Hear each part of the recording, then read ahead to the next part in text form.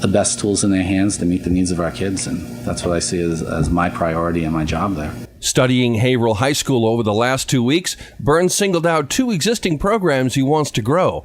Project Lead the Way, which he describes as the most popular STEM curriculum in the country, and Career Technical Education are pathways he seeks to leverage. It's just a wonderful opportunity. The staff there has been really poised and is a great foundation.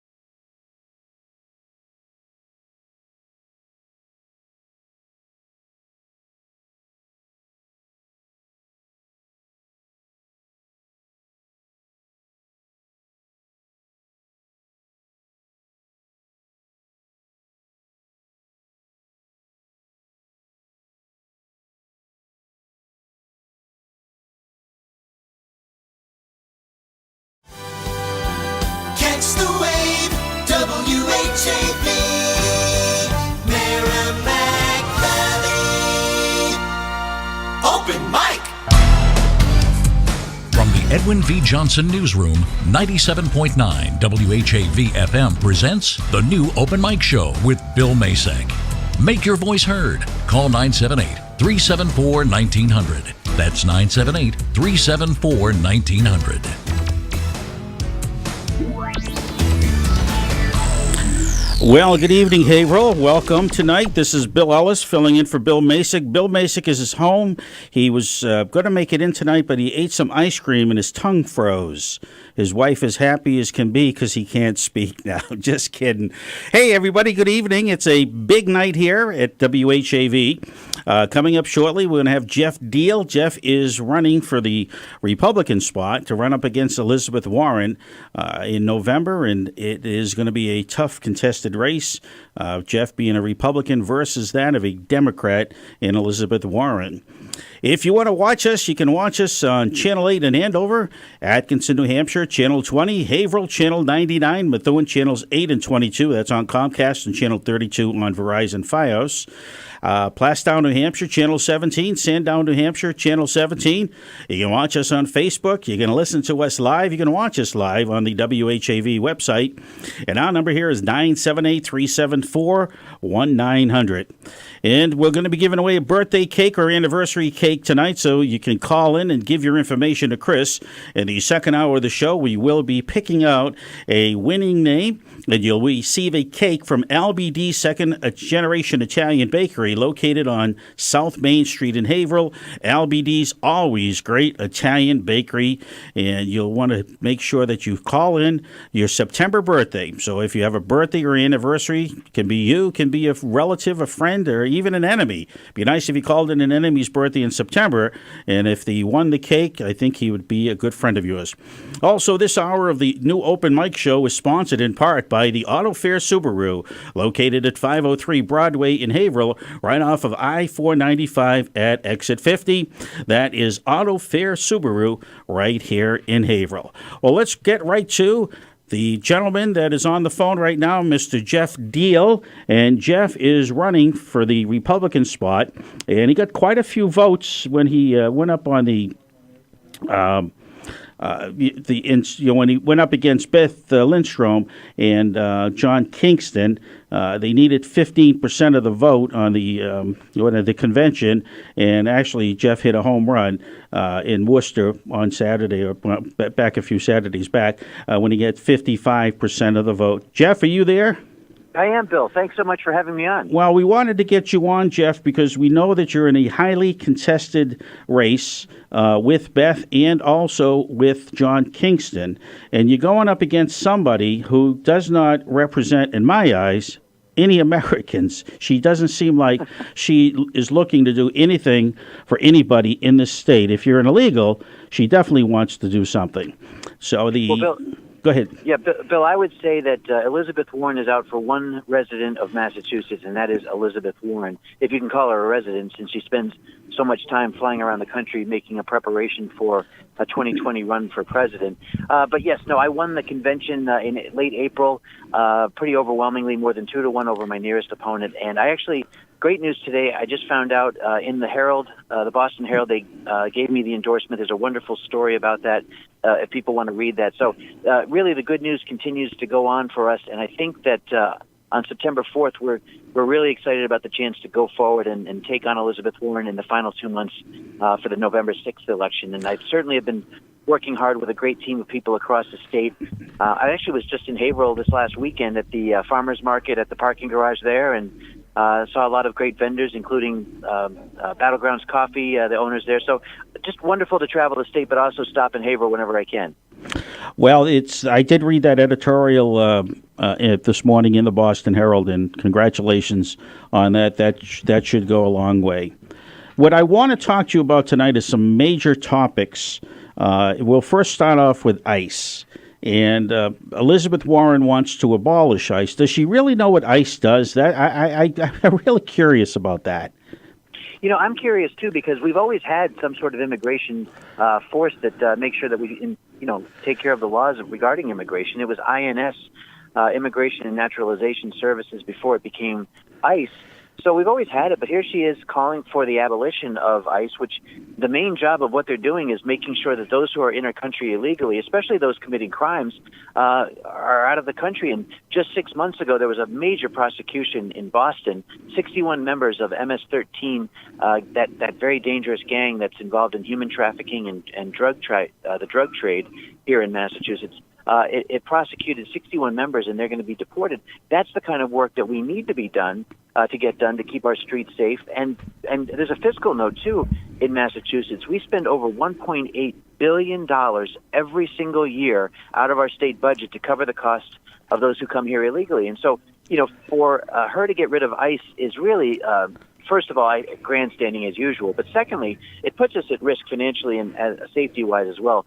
And I guess the third thing, Bill, is that it really undermines the effort of law enforcement, because local law enforcement officers want to be able to work with that federal agency to keep their communities safe as well.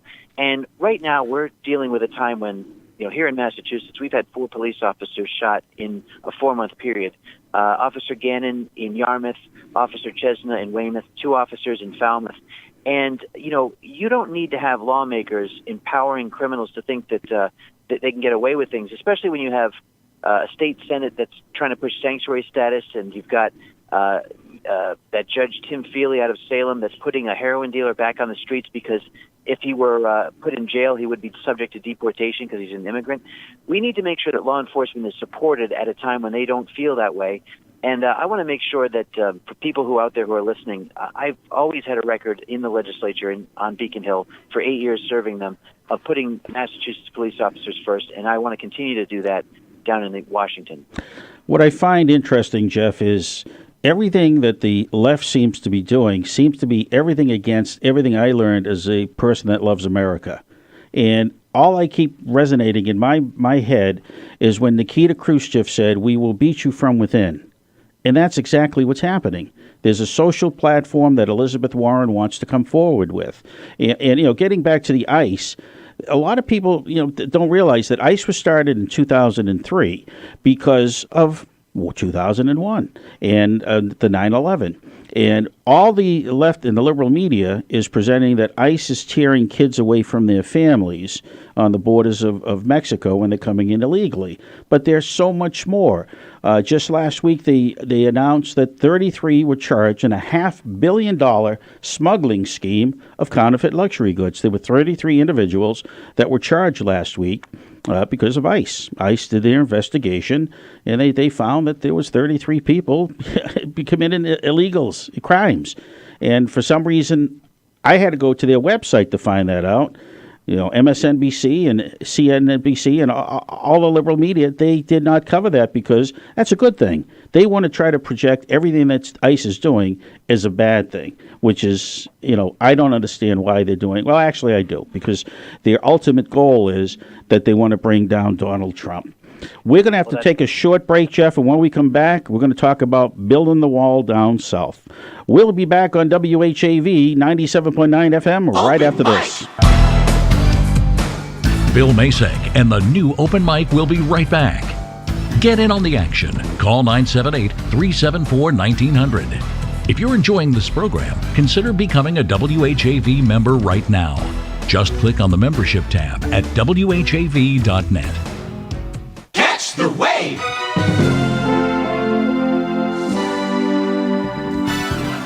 On air or online, 97.9 WHAV serves you. Twice an hour weekdays, keep up to date with exclusive local news and weather. Find out about civic events on Community Spotlight every quarter hour. And better prepare with WAVE weather every 30 minutes. Mass Moments, Melinda's Garden Moment, Soundbeat, and Insight Daily complete the spectrum. Hear classic comedy and drama 7 nights a week at 10 p.m. and 1 a.m. Finally, a unique blend of rock and roll hits from the 60s, 70s, and 80s round out the entertainment. Stay with 97.9 WHAV, the only Haverhill-based news source. Community Spotlight is sponsored by Unicare Life and Health Insurance Company. Community Spotlight. Famed TV analyst, author, and columnist Jackie McMullen is headed to Haverhill for a night of sports talk, a silent auction, and dinner to benefit local charities, including Pentucket Kiwanis and Buttonwoods. Tickets for McMullen's Wednesday the 29th appearance at DeBurrows are $80 a person and are available for advance purchase by visiting buttonwoods.org/center court or by calling 886-0905. McMullen covered the NBA for publications including The Globe, Sports Illustrated, and ESPN.com. She also collaborated with Celtics legend Larry Bird on his autobiography, Bird Watching. Someone you know is on WHAV. To submit or read your own nonprofit announcement, click on the Contact tab at WHAV.net or email news@WHAV.net. In the Edwin V. Johnson Newsroom, I'm Eric Scott. Support for WHAV is brought to you by Unicare Life and Health Insurance Company. For nearly 30 years, Unicare has provided health benefits to people insured through the Group Insurance Commission. Unicare is proud to be serving over 170,000 GIC members, retirees, and their families. Are you listening to WHAV on cable television? If so, join WHAV in thanking the board, staff, and members of your local public access channel.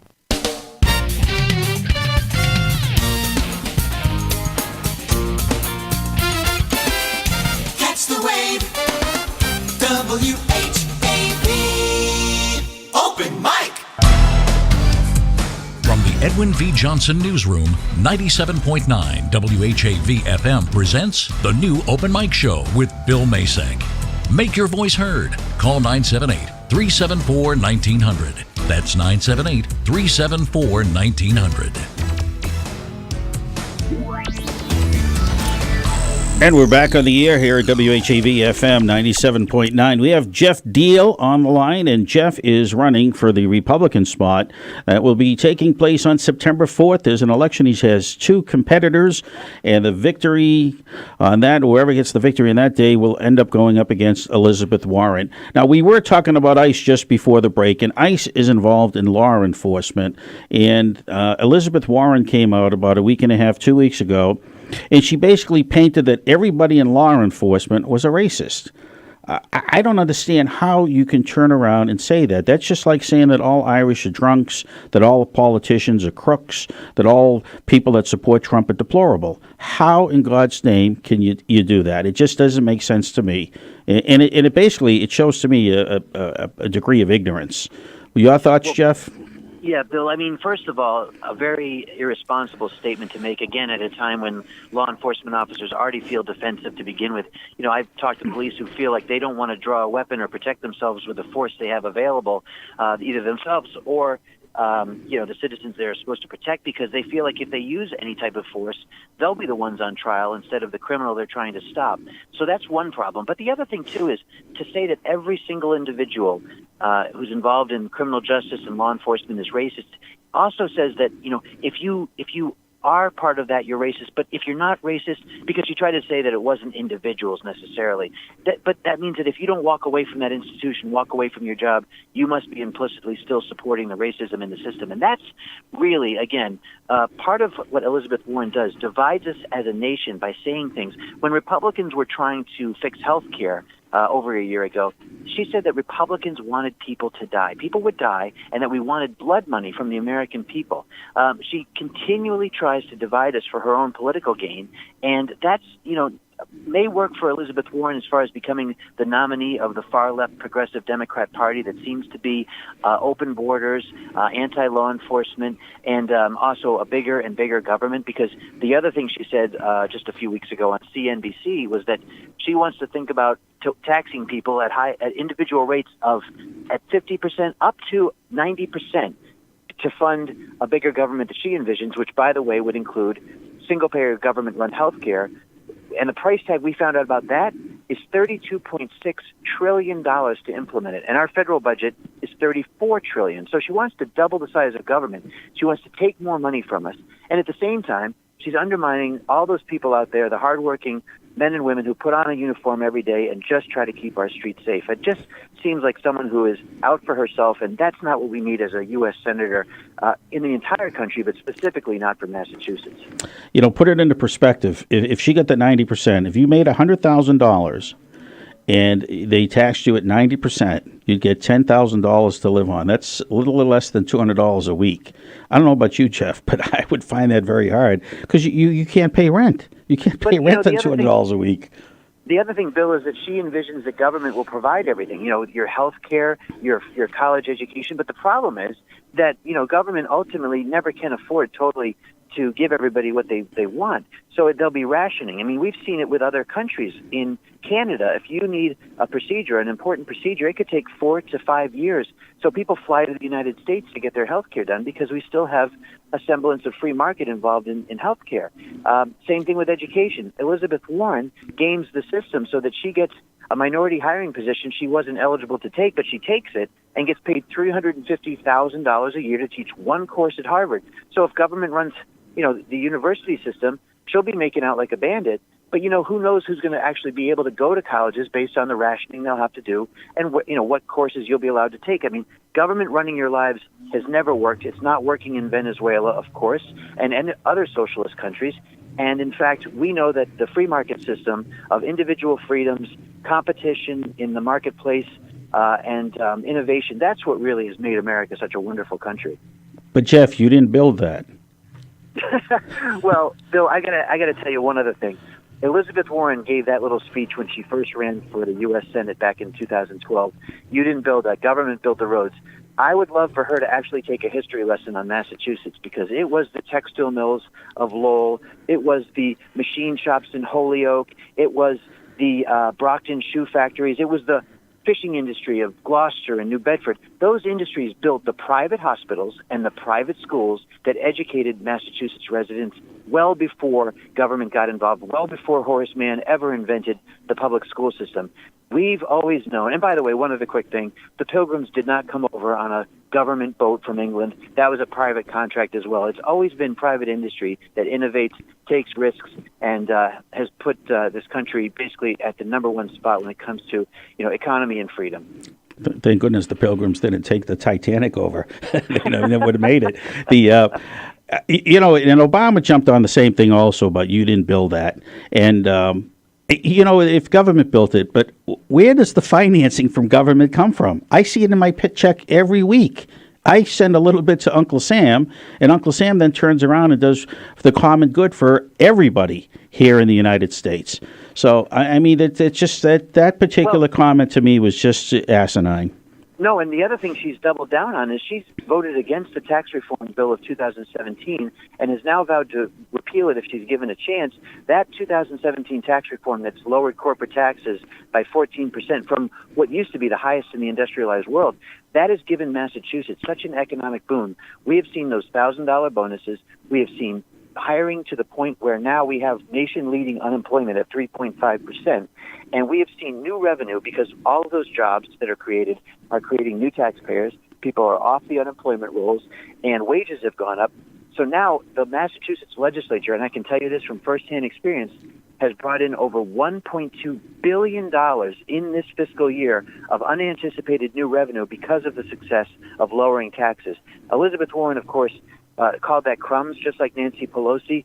She believes, obviously, in taking more of your money and having government run everything. We're seeing the opposite, proving out to be very, very successful for Massachusetts. Yeah, it's the country. We're at 4.1% GDP, on our way to 5%. It couldn't get any better right now. No, actually, things are great, but they will not ever turn around and say that Donald Trump has done anything positive at all.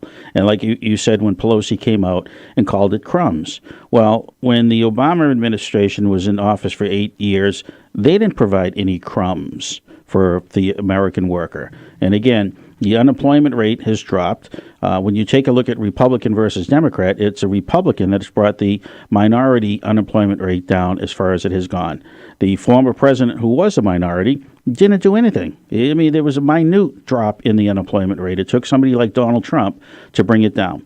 Jeff, we have a call. Can you take a call from hopefully somebody, I have to press it. We got a new board, by the way. The former person that was using this board spilled orange soda all over it and destroyed it. So, caller, you're on the air. How you doing tonight?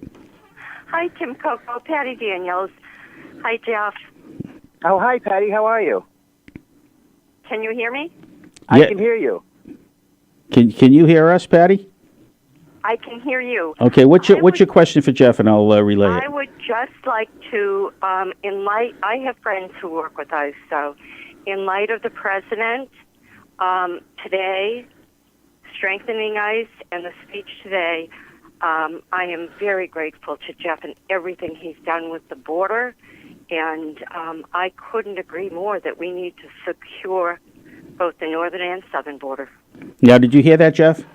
I did, and okay. I think Patty, I appreciate your comments. I actually went down to the border about 6 months ago and was given a tour, and I've seen where the border fence, it's basically the wall, has been built, and sections where it has not been finished yet.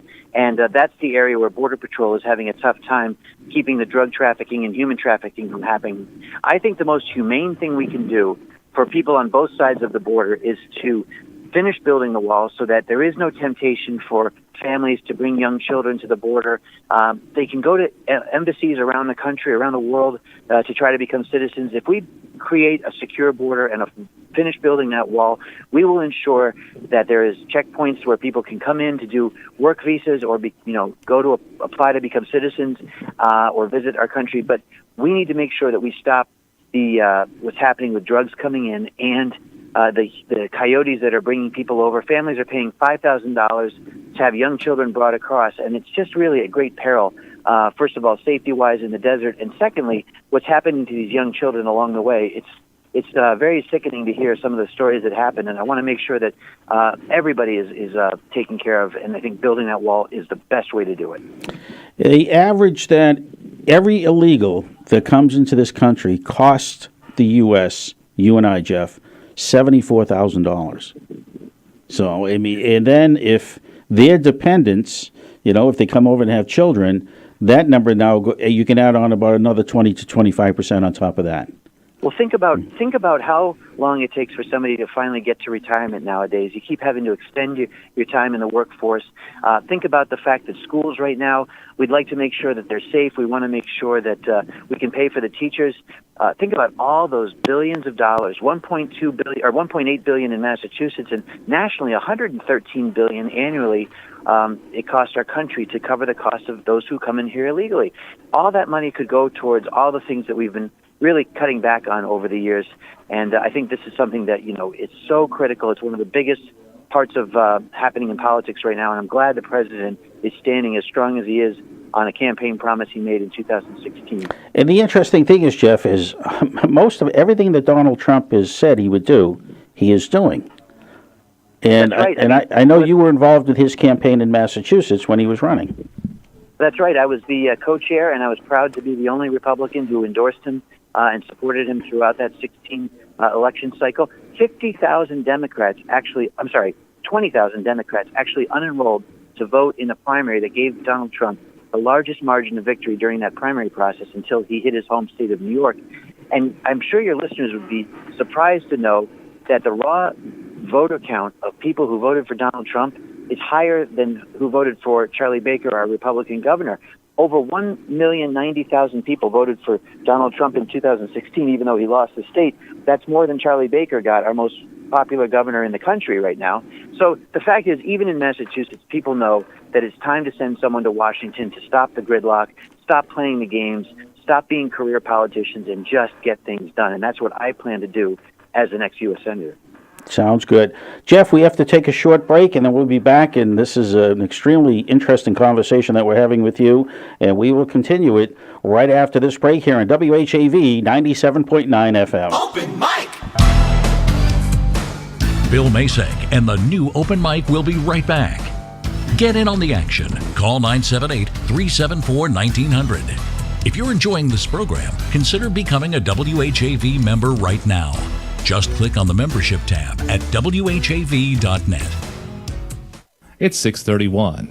Catch the wave! Melinda's Garden Moments help gardeners create and maintain a healthy, beautiful garden with ease, inside or out, and all year long. This is Melinda Myers, inviting you to tune in every weekday morning, right here on WHAV. You'll learn creative ways to grow your own vegetables and herbs while beautifying your landscape. Eco-friendly lawn care, flower garden design basics, unique container gardens, attracting birds and butterflies to the landscape, and much more. Again, please join me weekday mornings for Melinda's Garden Moment for a very environmentally friendly approach to gardening. Remember, only local radio can bring you this feature opportunity, but only WHAV does. AutoFair Subaru of Haverhill has been an active member in the community for years. It's proud to partner with great organizations like Veterans Northeast Outreach Center, Make-A-Wish Foundation, and Katydid Foundation of Haverhill. These selfless charities are vital to our community, and AutoFair takes takes great pride in helping. AutoFair Subaru encourages everyone to see what they can do to help make our city and the surrounding areas a better place for everyone. There's a list of supported charities at autofairsubaru.com. Wave weather.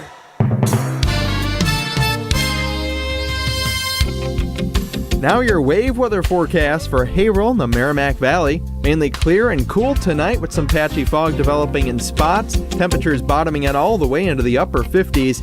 Lower 70s. Very pleasant for the day on Tuesday. A mix of sun and clouds around with a 5 to 10 mile per hour east breeze. Tuesday night, an isolated chance for a storm. A little better chance later in the overnight. Lows in the middle 60s. And low 80s on Wednesday. An off and on scattered thunderstorm chance and mainly cloudy. I'm WHAV meteorologist Brian Ivy. Your next wave weather in 30 minutes. Why pay $250 to $350 a year for half as much news? On air and online. 97.9 WHAV provides more Greater Haverhill news more often than any other sources combined. Support the only Haverhill-based news source with your tax-deductible local news membership by clicking on the membership tab at whav.net.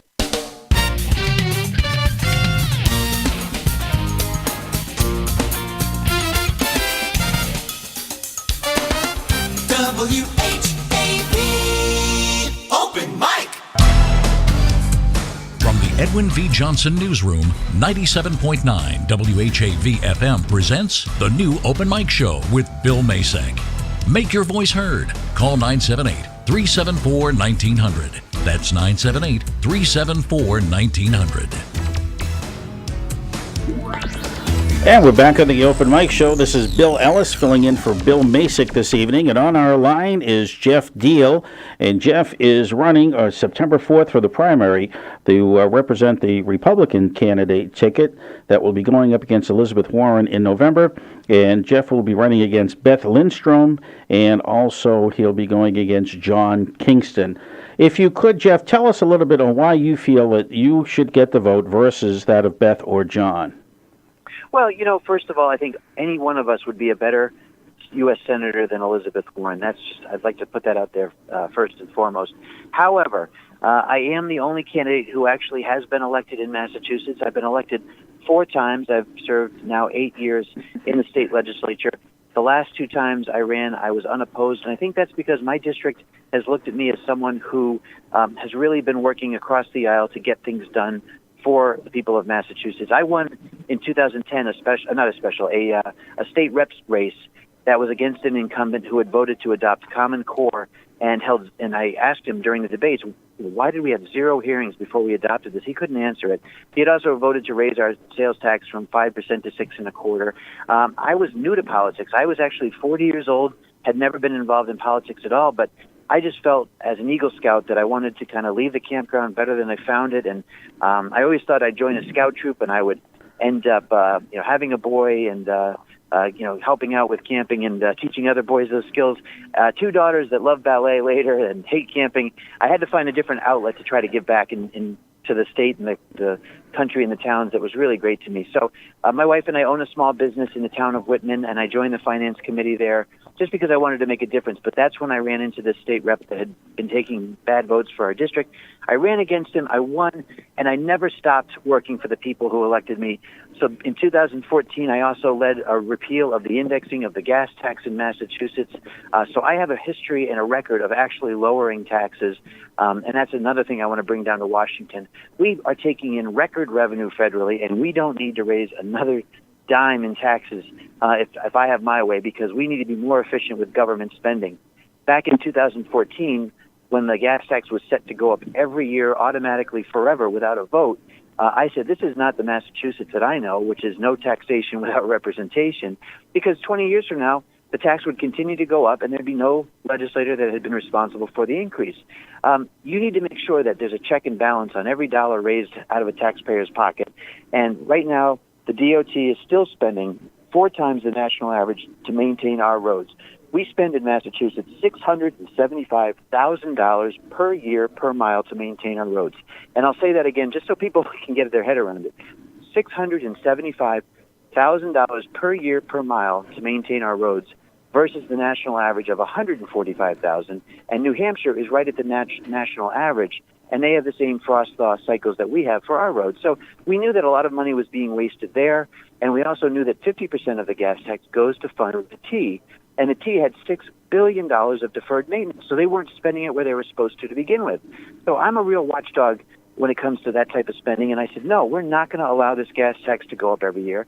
And I got a ballot question team together, and we filed the language, and we ended up collecting, we needed, I think, 70 or 80,000 signatures. We ended up collecting 120,000 signatures across Massachusetts to get it on the ballot. Then we were outspent by $3 million. I mean, all the special interest groups that wanted increased spending on roadways funded $3 million worth of advertising against us, and we still won the day because we worked hard for a year, spreading the message across the state that you had to repeal this indexing of the gas tax. It was just going to be a financial disaster for individuals and businesses. And so we won that issue, and we ended up outperforming the governor's race by 50,000 votes. So it wasn't a Republican issue or a Democrat issue. It was just a household issue. And I was proud to work with a ton of people, regardless of party affiliation, to make sure that Massachusetts remained accountable for the tax dollars they spent. So that's my record. Having won elected office and having, fulfilled my commitments to lowering taxes, and I've also pledged to do only serve 2 terms. I've term limited myself. I don't think it should be a career. It's supposed to be a calling, and that's what I want to do, is go to Washington and lead by example, maybe with other legislators that have forgotten what they're down there for. And I think it's overdue that Washington start working for the people of Massachusetts, because they certainly feel overlooked by Elizabeth Warren. I will not make the same mistake that she has and look past them.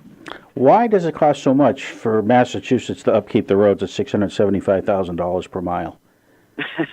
Well, Bill, that's a great question. And you know what? We actually found a lot of waste and fraud going on within the DOT and the spending. But one of the biggest expenditures was the fact that we were buying a asphalt that was coming from Canada, and a Canadian supplier, their name was Bitumar, they were using a replacement for what's called the binder in the asphalt. They switched over to recycled engine oil, and that was causing the asphalt to break up at much earlier in the cycle. So, every 1 or 2 years during the frost-thaw cycle, the asphalt would break up. And I think ultimately the reason it was being done was because Massachusetts tends to look at, road construction as a works program. And we weren't really building roads for the sake of making them long-term, structurally sound. They were just looking to continually have projects where they could keep paving and repaving. And I think luckily we've got a governor now that seems to be more focused on delivering what we were promised when it comes to government services and transportation. It's funny, you would think the Canadians, knowing what the winter conditions would be like, would have invented something with asphalt that would last a whole lot longer. Well, the company was at fault, and so ironically it was a Canadian province that broke their contract with them, and that led to many states in New England actually pulling out of their contracts as well. Only Massachusetts decided to remain within the contract. And, that was another sort of scandal of its own. We should have pulled out like everybody else, but we ended up, buying more of their stuff. I think we got it a little cheaper, but cheaper isn't better if it's not working. And that was part of the real problem going on with the road construction. And that's led to, again, we were behind New Jersey. They're the number 1 state as far as road construction costs, and we're right behind New Jersey at number 2. So we were really wasting a ton of money, and we need to, I think, still tighten our belt where we can. I shouldn't be cynical, but who got paid in Massachusetts on the cuff to allow that? But well, this is the same legislature that gave themselves a massive $18 million pay raise at the beginning of this 2-year session. Meanwhile, they say they can't afford all these other things like a sales tax holiday weekend. It's incredible. The hypocrisy up on Beacon Hill when it comes to making sure lawmakers get all this sort of pay for being a quote-unquote part-time legislature, and at the same time, the taxpayers always seem to be the ones footing the bill for increased costs on Beacon Hill. Yeah, it's incredible. But you take a look at it, and majority of the people that are sitting in the State House right now have a D beside their name. Jeff, we have another call. And caller, you're on the air with Geoff Diehl here on WHAV 97.9 FM. Hello? Hi, how are you tonight? Good, how are you? I'm sorry, I'm calling a little late, but I was busy working. And I just wanted to thank Geoff for all his hard work up on Beacon Hill, for everything he tried to do for the state and the people of Massachusetts, fighting for us and trying to put a little bit more money in our pocketbooks. And I just want to ask, as far as what is his take on this, the latest in Liz Warren, where she's calling for more government control over corporations and a sliding, scale of taxing on people and businesses, and exactly, why we need a different voice in Washington, D.C. Did you hear that, Geoff? Or? I did hear that. Thank you, caller, for the question. Yeah, look, I think, and thank you for the compliment. I think that, again, as a small business owner, I know what it's like to take our life savings, my wife and I, and invest it in a business.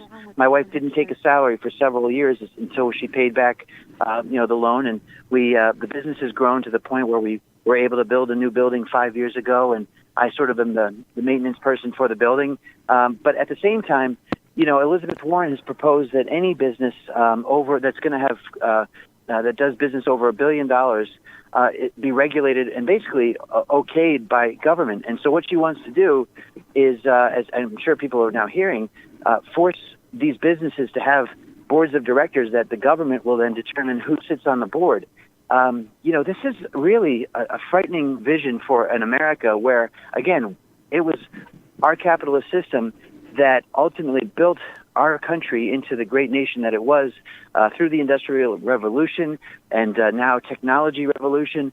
We don't need to have government, which runs the post office. So if you want to get a comparison of efficiency, look at FedEx and look at UPS versus the post office. We don't need government telling us how to run our businesses, but that's exactly what she wants to do. Now it's not just healthcare, now it's not just education, but she wants to make it so the government will ultimately determine the way businesses operate. It's just frightening, and yet there's a lot of people out there, unfortunately, that are buying into this far-left progressive agenda. And we saw this congresswoman running for down in Queens, Ocasio-Cortez, I believe is her name, who is an open socialist and is going around the country promoting other candidates with socialist beliefs that government should pretty much run our lives. Yeah, it's funny though is she was asked to debate, and she said that it's a what did she call it? That it's a catcalling. So by that fellow, that young fellow that's a conservative, said, I'd like to debate you on your issues or what you claim is a good thing, being socialist. And if anybody ever thinks that socialism is good, just Google Venezuela. And I think it's like $120 for a roll of toilet paper.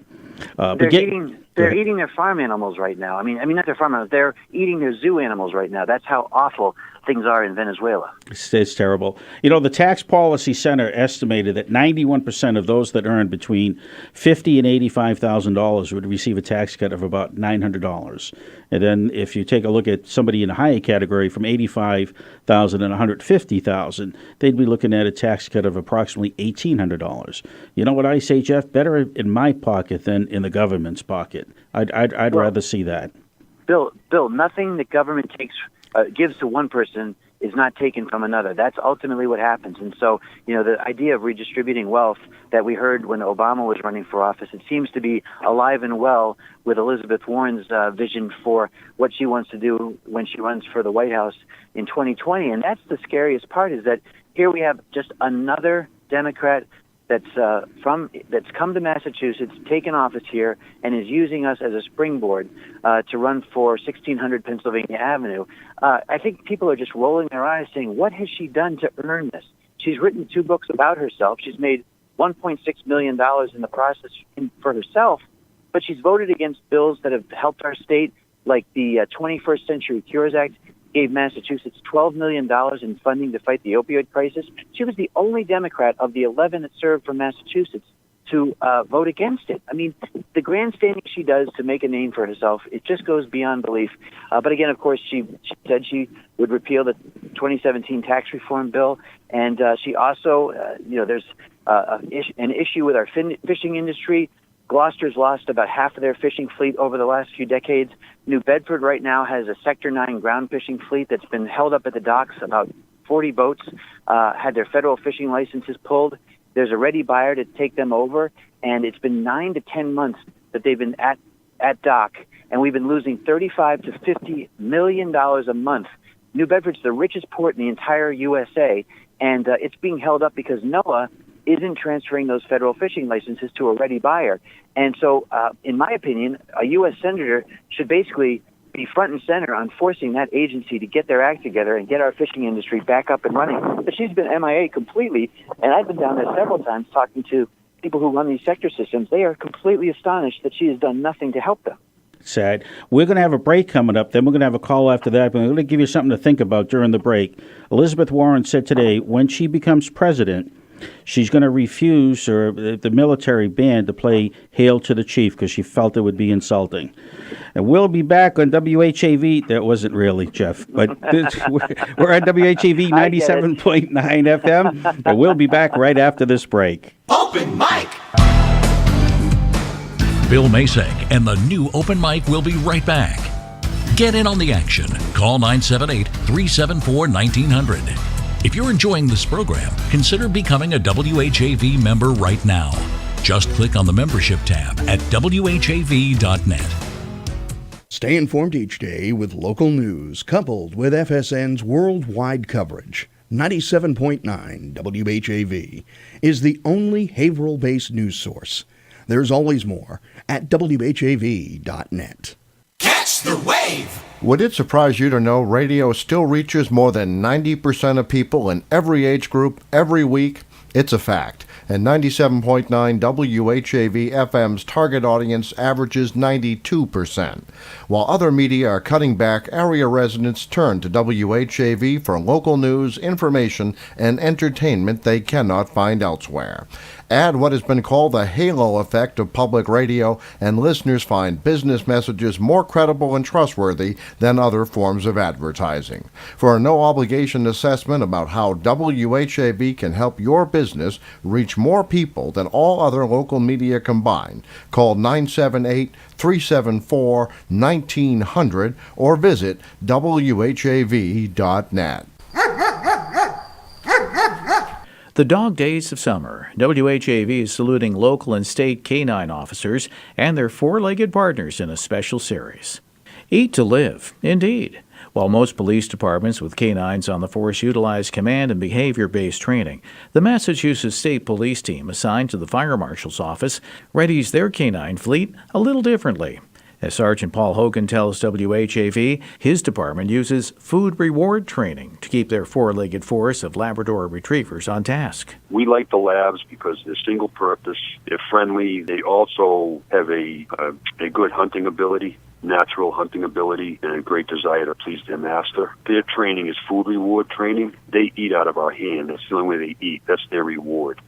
So we need to train them every day on the odors that they're trained to find. And when they find it, they sit down, they look for their reward, and we feed them a little bit of food. In order to maximize the use of their 14 canines, the Fire Marshal's office trains with a single purpose in mind: accelerants or explosives, but not both. As a member of the bomb squad team, Sergeant Hogan has worked with his current canine partner, Flynn, for over 7 years. When the duo's not working a case, Flynn's still somewhat on duty. Sergeant Horgan says all the service dogs are continually trained, even on weekends, with the handlers requiring them to seek in order to eat. Horgan says that while fire investigations happen more often, searches for explosives have much more riding on them. As a result, the Marshal's office does not cross-train their dogs to find narcotics or other odors. That's their only mission, is to find explosives. And, with narcotics, if you miss narcotics, it's not a big deal. But if you miss an explosive or a bomb, it could be a very big deal. In his current gig, Horgan utilizes Flynn for preventive investigations, including Gillette Stadium sweeps or ride-alongs with dignitaries such as the president. That's not to say explosive detection canines have it easy. One of Flynn's four-legged colleagues, Dash, was recently instrumental in finding a live bomb in central Massachusetts. We were called out to help to get to the bottom of the explosions. They also had identified a suspect who was making his own explosives. And as Dash was working that forest area, he actually found a live device up against a tree that was just sitting there. It never would have been found without the dog. Support for Dog Days of Summer on WHAV comes from Quinn's Canine Cafe, 41 Washington Street, downtown Haverhill, featuring homemade, natural, and organic dog treats, including liver chews, minty multigrain biscuits, and Rowan's peanut butter bones. It's a place where your dog can hang out in downtown Haverhill while enjoying toys and treats, and plenty of space for pups to work off their energy. Dog training available, and cats are welcome too. Quinn's Canine Cafe, 41 Washington Street, downtown Haverhill.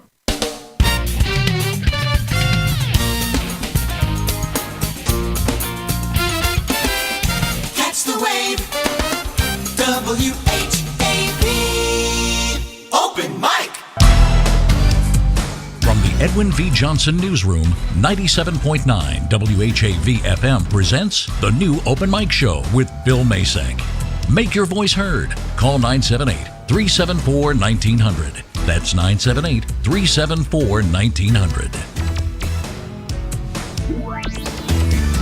And we're back on the Open Mic Show. This is Bill Ellis filling in for Bill Masek this evening. And this hour, the new Open Mic Show is sponsored in part by Auto Fair Subaru, located at 503 Broadway in Haverhill. They're located right off of I-495 at exit 50.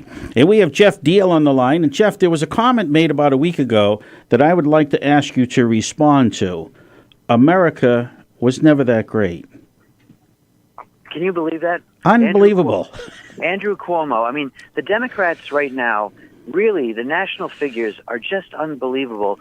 Whether it was Elizabeth Warren saying that the entire criminal justice system is racist from front to back, and then, Andrew Cuomo saying America was never that great. This country really has been something that's given all of us something to be proud of throughout the years.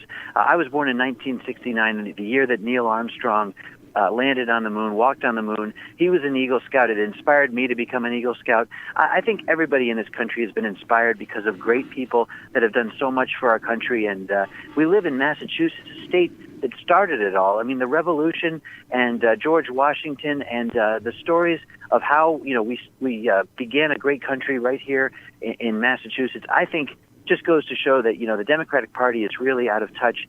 And it goes so far as to actually, I don't know if you heard this story, but Joe Curatoni, the mayor of Somerville, insulted and basically said he'll never drink another Sam Adams beer because Jim Cook, the brewer of Sam Adams, the owner of Boston Beer, that's the parent company to Sam Adams, he went to the White House and thanked President Trump for the tax cuts that have given him a chance to increase his business. And by the way, Sam Adams employs about 1,000 people. That's a wonderful thing. But Joe Curatoni, the mayor of Somerville, who, by the way, is also for Sanctuary Cities, said he'll never drink another Sam Adams beer. That's the world we're living in now with the Democrat Party. I think he's giving it up for Corona. Or Dos Equis, I suppose, right? Yeah, you can use that. Yeah. So, I mean, that's absolutely insane. It's funny, though, because I remember a speech that Cuomo's father made a few years back, and he talked about his Italian heritage, of which I have Italian blood in me, and how proud his family was to come to America and the Statue of Liberty and so forth. And what his son said was just totally opposite. I mean, if America wasn't that great, why would people want to come here? Well, that's a great point. I mean, why don't they get asked that? If we're such an awful country with a terrible president, why are people still, doing anything they can to get into our country? And I think that's the bigger point. We've got a president now that is finally putting pride back into our great nation. Of course, everybody knew the hats, "Make America Great Again," but it wasn't just Donald Trump that started that. Ronald Reagan had used that as a slogan way back when as well, when he was running for president. It's nothing new, and I think people like to be reminded that we are a great country, and it's time for us to put priorities back in place. Under 8 years of Obama, we were kneeling to other countries. We were giving them money as if the Marshall Plan was still in effect, as if we were still rebuilding other countries after World War II. Look, it's time for American industries to finally, get back what we've lost. Here in Massachusetts, if you tour a lot of really proud small towns, you'll see manufacturing buildings empty, vacant, not a lot of work there, and that's still a problem that we've got to fix. And I think that, we finally now have a president and a Congress that's saying enough's enough. No more shipping money to countries that hate us. Let's become energy independent so we don't have to send soldiers into the Middle East for oil interests. I think finally we're getting some headway as to putting American priorities first. And again, Elizabeth Warren seems to hate that, wants to create an atmosphere of distrust among us and hatred among us. That's not what's going to make our country come together and be focused on moving forward. So I'm hoping that your listeners will, first of all, go vote on September 4th to make me the nominee for November 6th against Elizabeth Warren, but also go to the website that we have, dealforsenate.com, and get involved personally, because you can click a box to become a volunteer, or we'll send you a free bumper sticker or a free lawn sign. But all you have to do is go to dealforsenate.com, and that's DIEHLFOR Senate.com. And when you win on the September 4th, I hope that you will come visit us in person, and we'll give you 2 hours of airtime on WHAV. That's a deal. That's a real deal from Geoff Diehl. Isn't that unbelievable? A little play on words. Jeff, we do have a caller I'd like to get in before the top of the hour. Caller, you have a question for Mr. Diehl this evening. Is the caller gone? I guess. Hi. Oh, there she is. Go ahead. Hi, Bill. Health is chief. Go ahead. We're running out of time, so if you can make it quick. My question is about the wall. How does Jeff differ from Elizabeth Warren on the wall? How does I missed that. She said, how do you differ from Elizabeth Warren on the wall? I can answer that. What's the difference between black and white? Elizabeth Warren called it a stupid wall. I think it's the thing that's going to help us ensure that we have, again, public safety and finances in mind. I think it's going to be something that we have to do to be the most humane situation to keep people safe on both sides of that wall. Does that answer your question, caller? Actually, I can't hear him.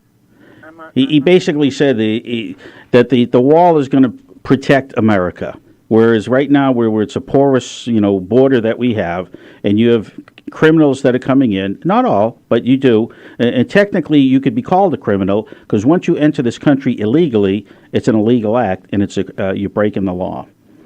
Okay, I'm in Western Mass. I just wanted to get in on this phone call. Okay. Thank you very much, caller. We appreciate you calling here on WHAV. Well, we're just about at the top of the hour, and Geoff Diehl has been with us. And when Jeff is victorious on September 4th, he said he will be here, WHAV, in person. You're not a bad-looking guy, by the way. I was looking at his website, and you will get a lot of female attraction, I think, from that. Do you remember the first candidate that women could vote when they voted for and who they voted? Do you remember who it was? Who was it? It was Warren G. Harding. He was a very handsome man, and women flocked to go to the polls, and he was one of the biggest crooks ever. Do you ever hear the Teapot Dome scandal? Sure. Yeah, of course. Well, let me just I assure your listeners, I married up, so that's I want to let people know I got very lucky in life myself. Well, congratulations on that, and we look forward to watching the results on September 4th. And if the good Lord blesses you and you are the candidate to go up against Elizabeth Warren, we look forward to having you in studio. Jeff, thank you very much, and best of luck on September 4th. Well, you're listening to the... Thank you. Thank you, sir. You're listening to the Open Mic Show here on WHAV 97.9 FM. Open Mic! Bill Masek and the new Open Mic will be right back. Get in on the action. Call 978-374-1900. If you're enjoying this program, consider becoming a WHAV member right now. Just click on the membership tab at WHAV.net. It's 7:01. WHAV LP Haverhill.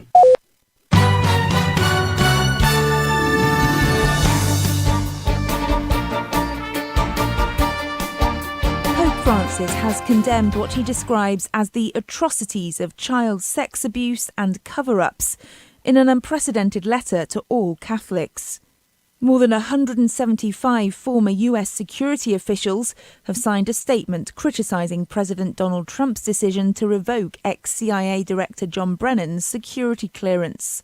And U.S. First Lady Melania Trump is encouraging social media companies to tackle cyberbullying. Wave weather.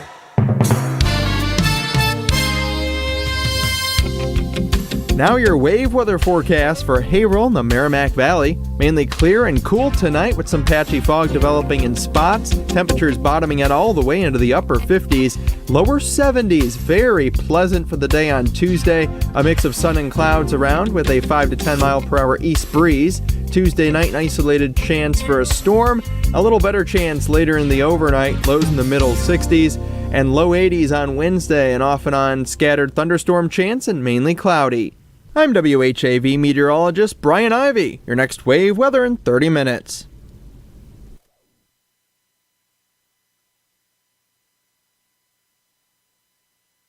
Public radio for Greater Haverhill. This is 97.9 WHAV. Here's what's happening in local news. The 26-year-old motorcycle driver injured in a crash Thursday on Haverhill's River Street has died of his injuries. Friends report Corey Croto died Saturday at a Boston hospital after being placed on life support. He was a lifelong Haverhill resident, living with his parents Mike and Tracy less than a minute from the accident scene, his friend Nick Catania told WHAV. He helped me build a few of my lifted trucks. He enjoyed NASCAR with his family and friends and also loved mud truck events like Vermonster and Proving Grounds, Catania said. Croto leaves his older sister Carrie, who moved a few years ago to Connecticut. He studied automotive and diesel technology at Universal Technical Institute Norwood after graduating from Haverhill High School. He worked at United Site Service as a diesel mechanic. Part of him will live on, Catania said, explaining Croto became an organ donor and all of his organs passed tests and the search is on for the right matches. Catania created a GoFundMe page to collect donations. As of Sunday night, 42 people had donated $5,500 towards a goal of $15,000 to help his parents pay medical expenses and funeral costs. He used the page to remind people to watch out for motorcycles. Look twice, save a life. He explained he believes Croto was cut off when a car crossed in front of him. Police said no arrests have been made and the accident is still under investigation. Funeral and calling hour arrangements were not yet announced by our news deadline. Live football is back on 97.9 FM WHAV. The only Haverhill-based news source, WHAV, is set to bring back live broadcasts of all home and away football games starting on Friday, September 7th, when the Brown and Gold take on St. John's Prep. The broadcasts feature a pre, post, and halftime show anchored by WHAV sports director Paul Ryan and color commentator Tommy Morgan, a former Hilly quarterback. Ryan, who comes to WHAV following a 14-year stint in sales and general manager of the Haverhill Gazette, can't wait to get behind the mic to bring the games to listeners. Ryan and Morgan are set to appear on WHAV's Open Mic Show Monday night, starting at 7 p.m., to share more about what to expect this football season. Stay with WHAV.net for sports schedules, player updates, and much more on the Haverhill Hillies. Haverhill High School's new principal wants to build on existing programs at the school and give teachers what they need to succeed. In his first address before the Haverhill School Committee last Thursday night, Glenn Burns outlined what will be his approach to guiding the school of 1,800 students. Listen to them and see what they need and really focus on putting the best tools in their hands to meet the needs of our kids. And that's what I see as my priority and my job there. Studying Haverhill High School over the last 2 weeks, Burns singled out 2 existing programs he wants to grow. Project Lead the Way, which he describes as the most popular STEM curriculum in the country, and Career Technical Education are pathways he seeks to leverage. It's just a wonderful opportunity. The staff there has been really poised and is a great foundation there. Burns will be meeting staff, the public, and students this Wednesday at the high school. Staff meetings take place between noon and 2. A meet and greet with the public runs from 3 to 5, and student time takes place during freshman orientation from 6 to 7:30 p.m.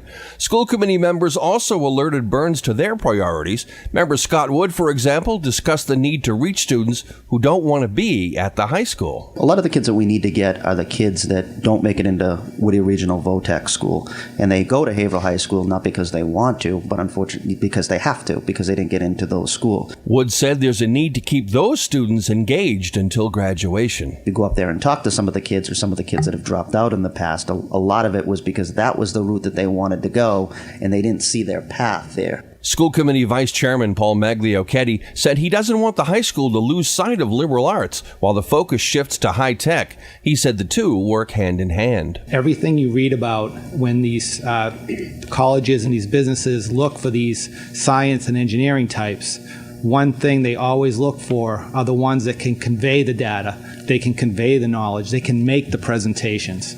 Member Richard Rosa also spoke of the needs to obtain grants, while member Gail Sullivan asked for continued professional development for teachers. Remember, WHAV is the only Haverhill-based news source. There's always more at WHAV.net. From the Edwin V. Johnson Newsroom, I'm Eric Scott.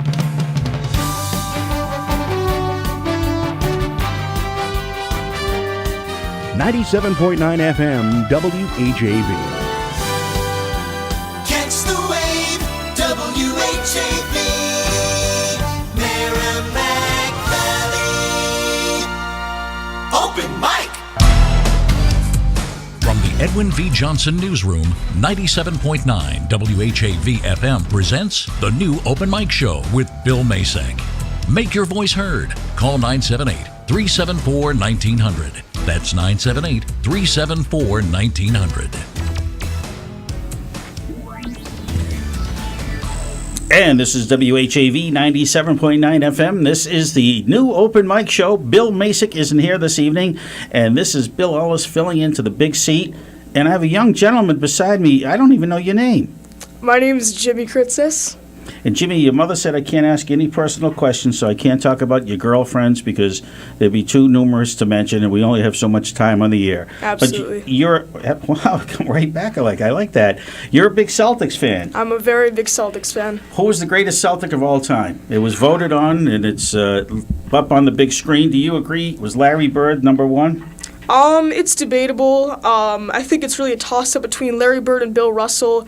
If you look at it, like back when Russell played, it was I wouldn't say the competition was maybe as on balance as it is today. Russell was able to get 11 championship rings with the Celtics. Bird, I don't know why, but this number's not coming to my head, but they had a great run with McHale and Parrish. It's really a toss-up. The majority would say that Bird is the greatest Celtic of all time. I'll just have to go with Bill Russell. I favor dominant big men in the league. I think that big men are still even though the small ball era has begun, I think that big men can still be the dominant force in the league. How old are you? I'm 15 years old. Did you ever get to see any of those Russell or Bird play?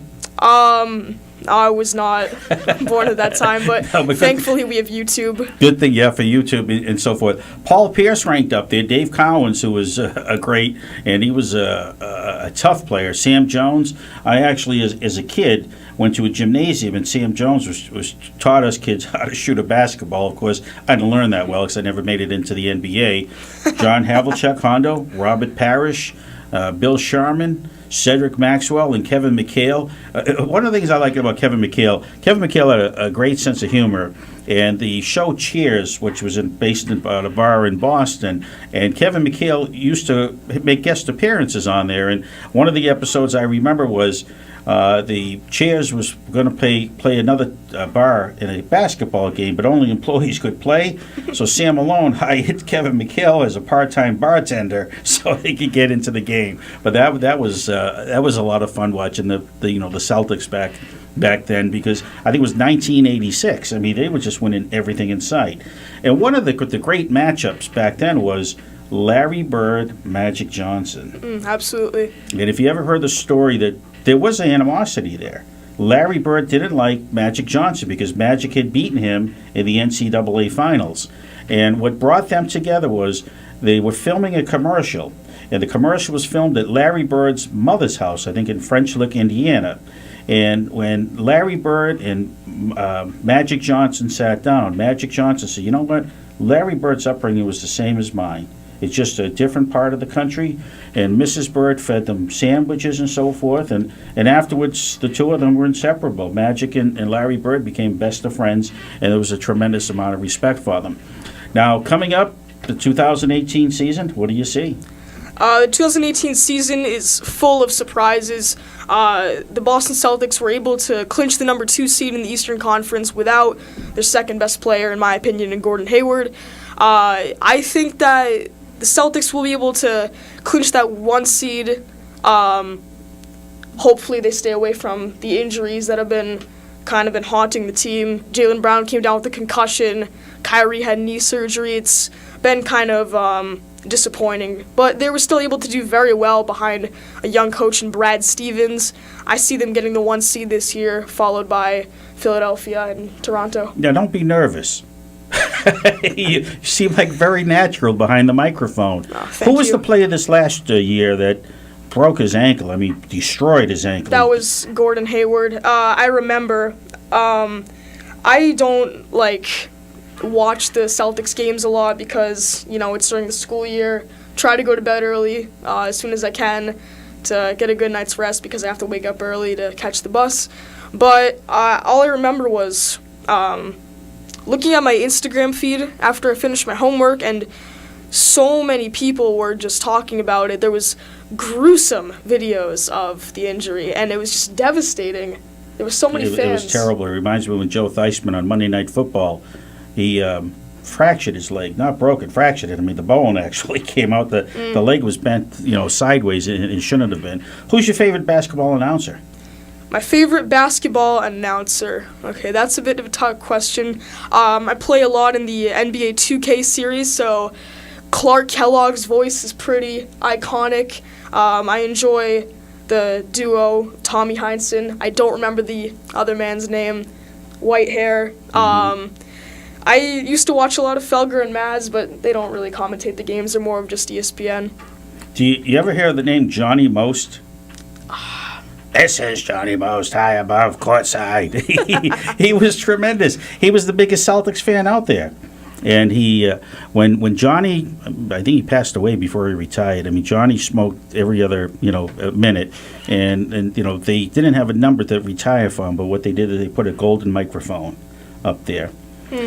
One more question before we have to take on our other guest, and we're going to talk about the sports of high school football.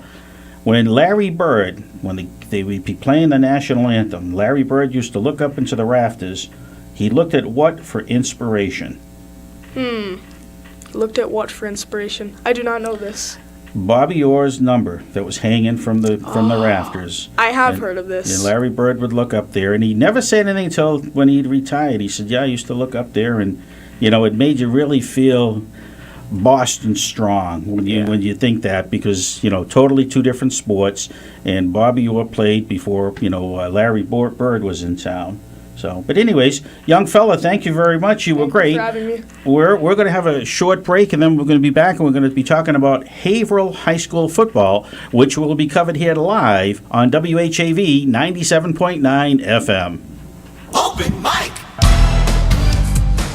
Bill Masek and the new Open Mic will be right back. Get in on the action. Call 978-374-1900. If you're enjoying this program, consider becoming a WHAV member right now. Just click on the membership tab at WHAV.net. If you want to know what's going on at WHAV, sign up for the free monthly Wavelengths newsletter online at WHAV.net. Catch the wave. When the Haverhill School Committee meets, 97.9 WHAV FM is there live from Haverhill City Hall. Class sizes, special education, teacher hiring, and spending are among the topics covered Thursday nights at 7 when the school committee is in session. WHAV's live coverage is presented in part as a public service by Youth and Powerhouse, formerly Girls Inc. Community Spotlight. Join Sue Cullen of High Vibration Wellness each Tuesday morning at 10 a.m. for a group Reiki and guided meditation session at Groveland's Town Hall, 183 Main Street in the Center Meeting Room. Each all-ages class is $5, and more information is available by calling 978-372-1101. Someone you know is on WHAV. To submit or read your own nonprofit announcements, click on the Contact tab at WHAV.net or email news@WHAV.net. In the Edwin V. Johnson Newsroom, I'm Eric Scott. Open mic. From the Edwin V. Johnson Newsroom, 97.9 WHAV FM presents the new Open Mic Show with Bill Masek. Make your voice heard. Call 978-374-1900. That's 978-374-1900. And we're on the Open Mic Show. This is Bill Ellis filling in for Bill Masek this evening. Bill is not here. He is enjoying himself at home. He's recovering from the ice cream that he ate earlier today that froze his tongue so much that he can't speak. Imagine that. What kind of an excuse is that? Hey, we get two gentlemen as we turn our tide over to sports from politics earlier, and he had the young fellow that was talking about the Celtics. Now we're going to be talking about Haverhill football, and we have two former quarterback greats that played for Haverhill. Paul Ryan, he played from 68 to 70, and Tommy Morgan was 2011, 12, and 13. And gentlemen, pull up and tell us about what's going to be happening for Haverhill sports here on WHAV. Don't be afraid of the microphone if you're going to be I'm not afraid of the microphone.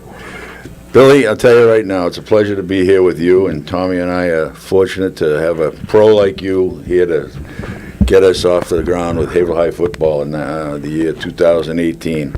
And what we expect is this. We expect to see exciting football. Tommy, having played for Coach O'Connor and quarterback the club, he has a lot of familiarity with their offense, what they're looking to do out there on the field, how they like to attack, where they like to attack, and Tommy will be a great asset for our listeners on WHAV because of the fact of his knowledge of the system. And Tommy, the years that you played, how did the team do? My first year, it did start out so great, and it didn't actually end great either. We went 0-11 my sophomore year. At that point, the football team was on an 0-32 losing streak. Going into my junior year, we were able to win 4 games, and then my senior year we were able to go 8-3. And since then, it's the program has really taken off. 7-4 season, 7-4 season, 9-2 a few years ago. So it's really come a long way since that 0-11 year. Who was your quarterback that you try to idolize when you were a kid? Oh God, growing up as a Patriots fan, you always wanted to be Tom Brady. There's some similarities there. He's not a great runner. Neither was I. You got a pretty girlfriend too, or? Of course. Bless you. Just growing up as a Patriots fan, that's somebody that I've always idolized at that position. And Paul, you had Y.A. Tittle. Was he your favorite? Oh, that's a good shot, Billy. Well, actually, Joe Willie Namath. And I had the opportunity to be on stage with Joe Willie Namath at the Boston Boat Show. Was he drinking? No, he had 2 knees that were in cast, though, at the time. Yeah. And he was real gentleman, and it was a real thrill to meet. Do you remember? I mentioned about drinking. You remember that episode on national TV? Yeah. Can I kiss you? Yeah. I remember that. Not Paul. Not saying that to me. Joe said that to the female commentator on the sidelines. Right. Exactly. So, what did you like about Joe? Broadway Joe. Joe basically wore fur coats and was a pretty boy. He originally came from Alabama.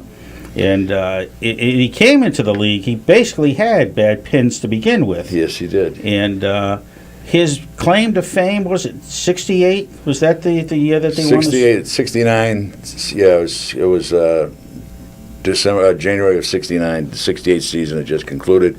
Yeah, they beat the Baltimore Colts 16-7.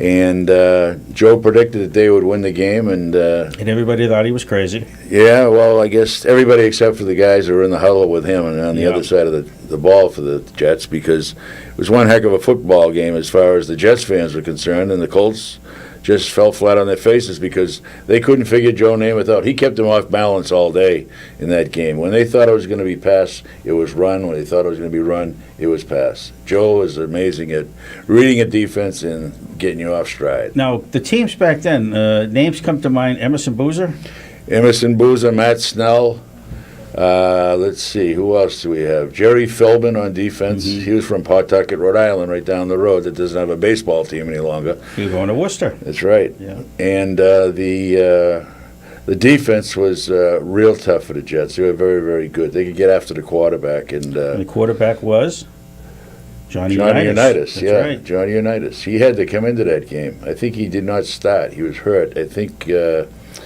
it was Earl Morrow that started that game, and then Johnny came in the last quarter to try and pull it out of the fire. There were about 7 or 8 minutes to go, and I think he did put one score up for them. So that, everybody nationwide is thinking he's going to pull out the miracle, but it didn't happen. But a miracle did happen on the other side for the Jets. And they haven't done anything since. That's right. Yeah, that was their claim to fame. Yeah. Who are some of the top football players that are going to be playing for Haverhill this coming year? I can kind of touch on this on a more personal note. I actually had the privilege of coaching a lot of these senior guys when they were freshmen. And a couple that come to mind is wide receiver DJ Washington. He's actually got an offer from Bryant University. Tall kid, probably about 6'3". He can really stretch the field. He's going to be a big play, deep threat guy for them. And another guy who comes to mind, he's actually had a really great summer. He showed out at a couple of camps, Boston College, just a couple months ago, and also down at Holy Cross. David Carrera, he's going to be a slot receiver. I think his ability at the defensive back position is probably going to be unmatched in the MVC. And he's gotten a couple looks from some NESCAC schools. Colby, is one that comes to mind. Other than you two guys, who was the premier player that has come out of Haverhill over the years? One that comes to mind for me is there's two actually. One is Chance Brady, running back. 3 years with me at Haverhill. Basically, broke every single season rushing record at Haverhill, and then went on to play at Tufts. He did the same thing at Tufts. Holds every single season rushing record there. A lot of career numbers there.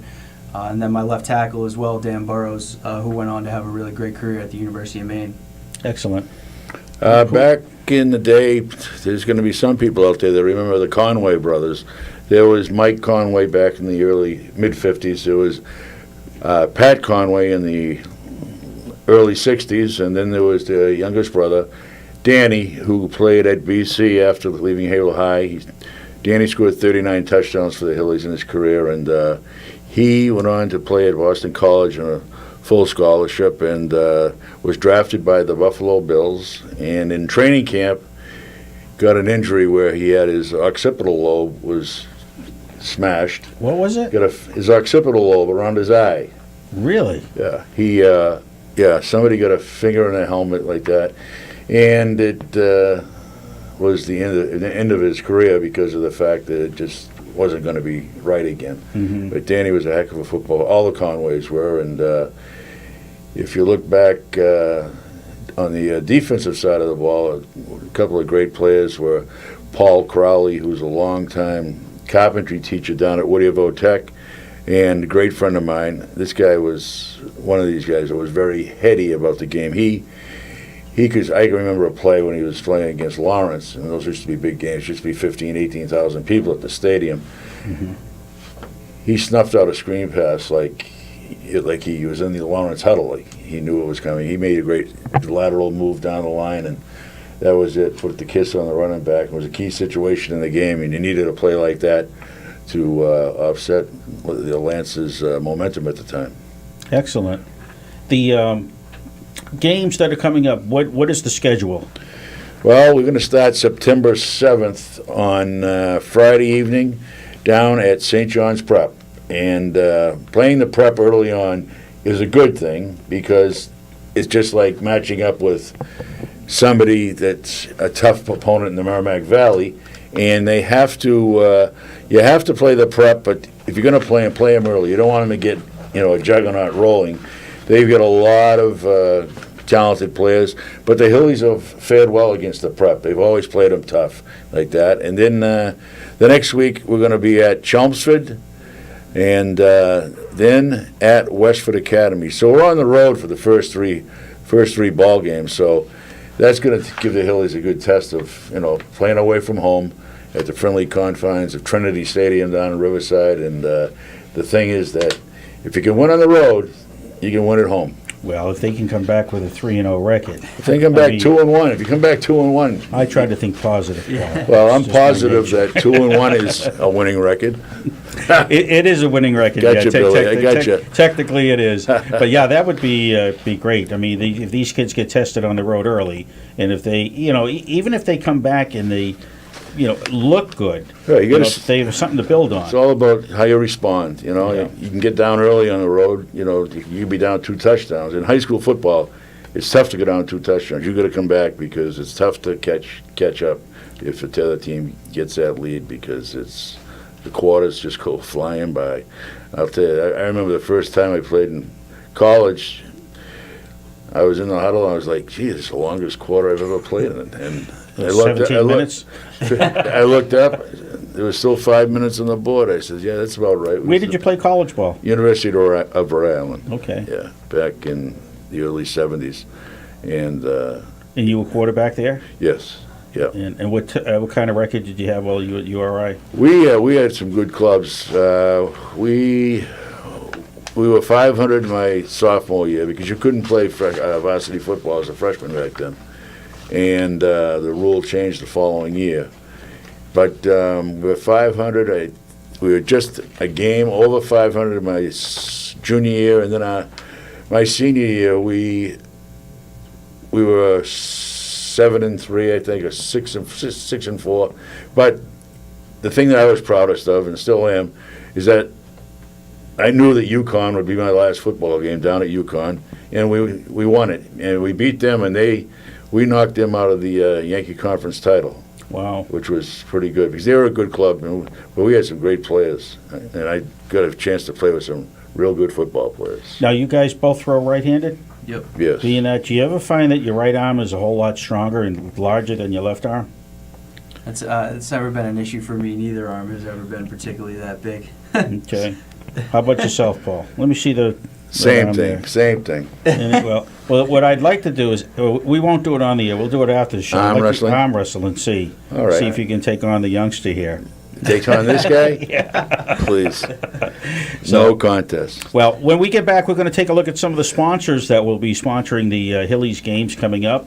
And we'll get into more of it about the history of the Haverhill High School football team.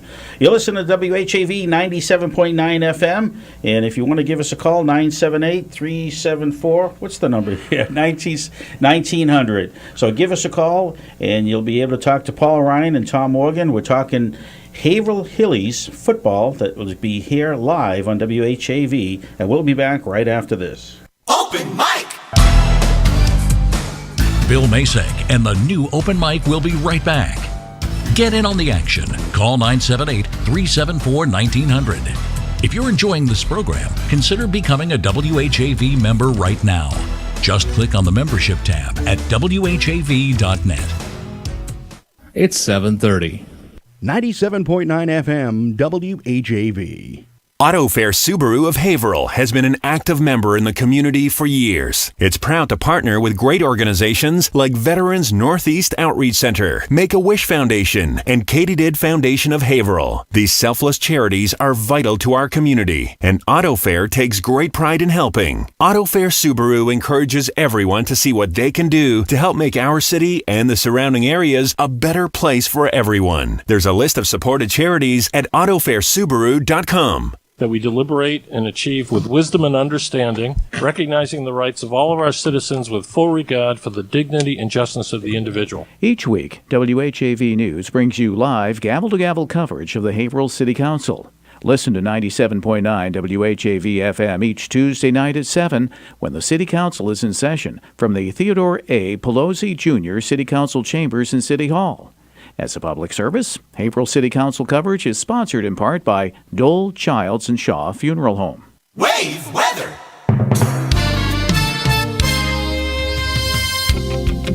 Now your wave weather forecast for Haverhill and the Merrimack Valley. Mainly clear and cool tonight with some patchy fog developing in spots. Temperatures bottoming out all the way into the upper 50s. Lower 70s. Very pleasant for the day on Tuesday. A mix of sun and clouds around with a 5 to 10 mile per hour east breeze. Tuesday night, an isolated chance for a storm. A little better chance later in the overnight. Lows in the middle 60s. And low 80s on Wednesday, and off and on scattered thunderstorm chance and mainly cloudy. I'm WHAV meteorologist Brian Ivy. Your next wave weather in 30 minutes.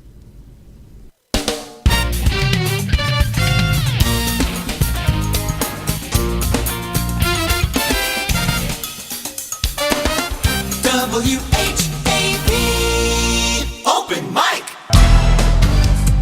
From the Edwin V. Johnson Newsroom, 97.9 WHAV FM presents the new Open Mic Show with Bill Masek. Make your voice heard. Call 978-374-1900. That's 978-374-1900. And we're back here on the Open Mic Show. And that's really loud. Tommy, since you're new here on the show, it's a tradition you have to put the cowboy hat on. No problem. All right, he looks good. That's why I put Finn with Look the at that. How Now you got to learn how to sing. Turn out the lights. The party's over. You know what was sad was I watched Monday Night Football, December 8th, 1980. You remember what they announced that night? John Lennon. John Lennon died. Yeah. And it was, "This is how it goes south." That's right. In front of the Dakotas in New York City. Beatle John Lennon. That was and they let him do it because he was friendly with John Lennon. Yes, and he actually said, "Yes, that's what I want to do. I want to make that announcement." Well, we have a LBD's Italian Bakery, second generation Italian bakery, in town, gives us a cake to give away each month for a birthday anniversary. And I've got some names here, and I'm going to want one of you to pick out one of the names, and that's the person that's going to win. And the winning name is Paul Ryan. No, it's Kelly Murphy. Kelly Murphy, birthday, and she's located in Bradford. She doesn't have far to go. When the LBD second generation Italian bakery, she wins a 7-inch cake because she has a birthday coming up in the month of September. Kelly Murphy, congratulations. You are the winner of the cake. And we'll be doing it again starting the second Monday in the month of September. We're going to be starting the birthday anniversary for October. And Bill Masek, who usually sits in the big chair, he has a birthday on October 12th. And I will be submitting his name. And if he wins, he wants to have lemon cookies. Bill has a thing about lemon cookies. So hopefully we can get him to be, you know what? Not hope. Let's fix it. So he does, because he'll share the cookies. If you make his name the only one in, I think he'll win. You know, they did that. There was some collusion with the election that he was in. Yeah, he's thanking Putin for that. I'm so tired of the word collusion. Yeah. You know what? A little touch on politics. You know, anything in Washington, D.C., everything gets leaked out. If they had something, we would have known about it. You know, and what I get a kick out of is the left is all over Trump collusion. Who was first notified about it and did nothing? August 2016, Barack Obama. And you know why he did nothing? Because he figured Hillary was a shoo-in. So he didn't want to say anything because he didn't want to impair Hillary's victory, which never took place. Don't get us in trouble here, Billy. No. So let's talk about something upfront and honest, kneeling in football. Okay. Yeah. No, that turns my stomach when you see that. But anyways. I agree with that. But I agree with the national anthem. You know, it's ESPN says they're not going to play the national anthem. They're going to black it out, I guess. Yeah. You know, and I'm like, what are they thinking about? What are they thinking about? You know what? If you take a look at those soldiers that died for this country, right? And if you said to them, well, you know, if eventually America's not going to want to stand up for the anthem, they probably wouldn't have gone to war. Right. You know, they wanted to protect the freedoms and in the interests of this nation. Exactly. And that's one of the things how we pay respect is when we stand and put our hands over our hearts for the national anthem. That's right. And for the flag. But anyways, enough of politics. So who's going to be flipping the bill for the Hillies games that are coming up here in WHAV? Well, I'll tell you, we're very fortunate to have great sponsors that are going to bring these broadcasts to our listeners live each and every Friday night. And they are Red Shoe Barn, thanks to Scott Donovan up there in Plastow, and Duffy's Diner, Jack Sorrigan. Great friend of ours. Tommy plays a little golf with him. I've played a little golf with him. And I'll tell you one thing. Those blueberry pancakes he has, boy, they'll help you swing. Anyway, and then there's Gary Jafarian down at Jafarian Volvo Toyota. Kevin Como Funeral Home. Kevin's a big supporter of the Hillies, and we'd like to thank him as well. And Nalt's Power Sports up in Wyndham, New Hampshire. Paul Turgeon, who's the general manager. That's the home of the Arctic Cat. And I've done a little business with them up there before, and they have a great service department. They're great people to deal with. All of these sponsors have made it possible for Haverhill High football to be back on the air live, the only live broadcast of Haverhill High football on WHAV 97.9. Do you know what? You mentioned the funeral home. You know what I think would be great? If a defensive player, when they line up, hands a gift certificate from the funeral home and says, here, you may be needing this. I'm telling you, get into the player's head that way. I guess you would. Yeah, Bill, you're more dangerous than I am. My goodness. But, no, that would be something. So how many plays do you guys have to memorize and hope that the guy that you're talking to knows that what you're talking about? Because what do you say in a huddle? When you go in a huddle, what do you say? Well, I mean, the system that they have over there, a lot of the plays will be written down right on an armband. So it's really just a combination of, hand signals that'll, a color and a number. And then, you're free to, go to the huddle, read right off the armband. So it's, it's pretty. So when you read off the armband, is it 37 right X or is it? The formation could be, like King's left. Now, what is King's left? King's left would be like trips to the left, and then you could call like 851. Rita 851 would be the 3-route combo on the front side, and Rita would be your line protection. Now, where do you come up with those names? It's just whatever you want to whatever you want to make up. Like Liz was left for me, for the line protection. Rita was to the right. So would you call that out in the line, Liz, or? Yeah. Right, now, knowing that L is left and L for Liz, would the opposing side say, well, if he says something with an L in it, it's going to be on the left-hand side? Well, no. So the Liz and Rita call would just be for the line protection. Which way do you want your line to slide? But I mean, if you have trips to the left side, there's a pretty good understanding that the front side of your play is going to be to that side. It's just a matter of. Really, you want to try to foil the other team and have a guy swing back around? You could do that if you wanted to. Okay. You could send a guy in motion. Now, I watch the NFL, and there's always one call, Omaha. Is that the big thing? That's all you hear is Omaha. I haven't heard that in a few years since Manning retired. Manning, that's right. Yeah. That's all he would ever say is Omaha. And, he liked the town of Omaha for some reason. He had some business out there. Yeah, he probably put a Papa John's there or something. Geez, that's another story. Yeah, yes, it is. So when on the defensive side, the linebacker, what does he have to look for? I mean, they say you're supposed to look at the eyes of the quarterback. I imagine you get during the course of a game, and I played as a kid, but never to the extent of what you guys did. You try to look for a kid that maybe looks apprehensive, so you think that maybe he feels that the ball is coming towards him. What do you look for? What does a linebacker basically look for in the opposition? Well, they have keys to read. They'll read. They may have this back as their key, depending upon what the formation is. If it's an empty backfield, they'll probably read right through the guard box, the guard center box, and they'll check to see if somebody's pulling, because not too many high school teams are running false pulls and so forth because of the penetration that would happen. So usually you're pretty right when the guard pulls and you go that way because of the fact they're leading you to the play. Yeah. But and then you have to worry about a bootleg coming back, so you have to have good defensive end to play to get the ball depth on the other side and hold his ground and not chase, So it's complicated. You got to be defensive football, you got to be alert. You got to, as far as you got to study what you practice against during the week and know what's coming, because if you don't study up on it, you're going to get burnt somewhere along the line. Did you guys watch a lot of videos, or when you played? You would have been 8mm, but did you watch videos? Yeah, I used there's a program out now called Huddle, which was big all through high school, all through when I was at college. So it definitely it helps break down the other team. I mean, for me personally, I never played defense, which I think is the hardest side of the ball. But for me, it was definitely a useful tool growing up and when I was playing.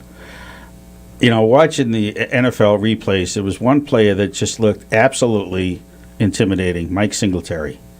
That look on his face. He was a nice, sweet guy, but geez, when he put on a helmet, he was tough. And another one, probably one of the meanest, was Dick Butkus. Oh, yeah. And naturally, they both played for the Chicago Bears, who have famously had linebackers that, how about, who just retired? Brian Urlacher. Brian Urlacher, yeah. I mean, tremendous linebackers. I mean, they were phenomenal like that.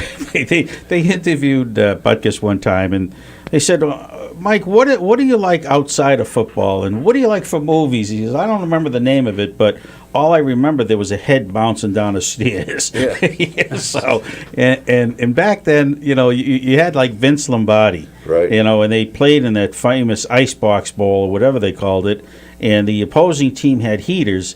And Vince said, no, there's no heaters on this side. Right. And it was like 89 below zero or something. It was brutal. Ridiculously cold. Yeah, that's when Bart Starr won it with a quarterback sneak. Exactly. Over right guard. Yeah. And the guys were pouring away because it was concrete. It was frozen solid. They couldn't get any traction at all. Yeah. And that makes it tough. I mean, when I was a kid and played sandlot football, and we played in the middle of winter, there's nothing worse than trying to punt the ball or kick the ball when it's frozen. I mean, the ball's like a brick. Right. It was hurt. And I see how complicated the game has gotten with the different plays that you have and so forth. When we played sandlot football, you'd say you take a left, go by the tree, and the fat kid always went long. But no, this is pretty exciting. Yeah, it is exciting. And what time do the games start? And how much intro do you have? 7 o'clock. We'll probably be between 6:15. We like to have a 15-minute pregame like that, which will be sponsored by one of our sponsors, and then we'll have a halftime show recapping everything, and hopefully leading up to pregame, Tommy, you'll be able to talk to Coach O'Connor during the week and get a nice update on what to expect from the opponent and what the Hillies feel is going to be their strength on that evening. But you get back to guys that played. I was fortunate enough to play against every day in practice when I was a freshman. This guy played for the Pittsburgh Steelers with the steel curtain, or whatever, the steel curtain. Mean Joe Green? It wasn't him, but it was Steve Furness. Okay. And he was the rotation man that was the first guy in. He might have been for L.C. Greenwood or one of them, but he ended up becoming a starter after a couple of years.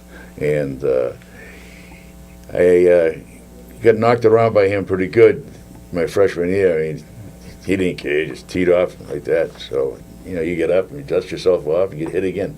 But the thing was that when they went to the Super Bowl in Miami against Dallas, a friend of mine and I were out watching the playoff games, and I turned to him, I said, you want to go to the Super Bowl?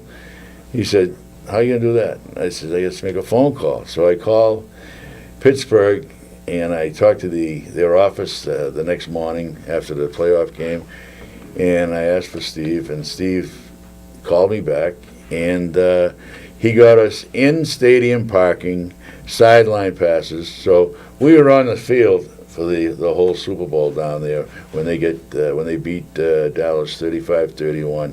Everybody that is my age will remember that Jackie Smith dropped the ball in the end zone for the Cowboys, which was a killer for them, but it was a fantastic football game. Really, really good time. Great venue, nice, beautiful. Was it Joe Robbie Stadium at that time? No, it was still the Orange Bowl. Was it really? Yeah. So, well, we have a short break that we have to come up, and we'll have the last quarter of an hour. We're going to talk more about Haverhill Hillies football, going to be heard live right here in 97.9 WHAV FM. Open mic. Bill Masek and the new Open Mic will be right back. Get in on the action. Call 978-374-1900. If you're enjoying this program, consider becoming a WHAV member right now. Just click on the membership tab at WHAV.net. Your membership enables WHAV to remain local and independent. Consider joining at WHAV.net. Catch the wave. Now, here's good news for you Gildersleeve fans. Yes, folks, this is Gildersleeve. This summer, whether you're at the beach, the mountains, or right in your own backyard, you'll be able to hear us every Wednesday night at the usual time. We'll be on the air all summer. Every Wednesday night at 10 p.m. and 1 a.m. on WHAV. WHAV. Open mic. From the Edwin V. Johnson Newsroom, 97.9 WHAV FM presents the new Open Mic Show with Bill Masek.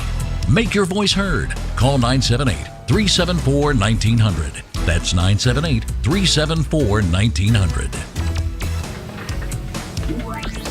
And this is the Open Mic Show here on WHAV 97.9 FM. This is Bill Ellis filling in for Bill Masek.